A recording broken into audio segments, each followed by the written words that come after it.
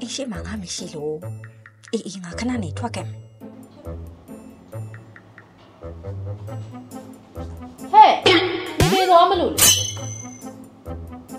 ဘယ်ချိန်ရှိနေ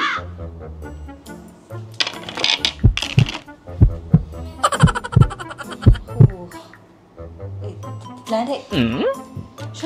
ရှက်တယ်မလုံးနဲ့နော်ငါမကြိုက်ဘူးဒီနေ့ဥပုံနေမို့လို့အမေဒေါသမထွက်ချင်ရာသီဥတုကပူရတယ်ကြားတယ်သမီးတော်ကပါမလိမ္မာနဲ့ဟောမရ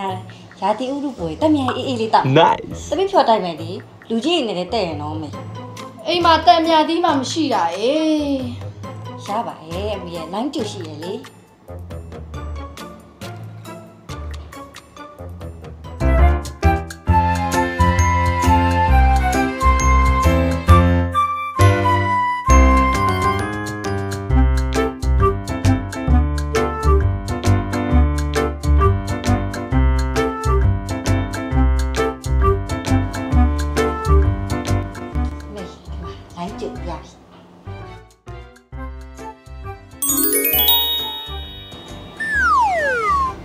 တော်ဒီရဘော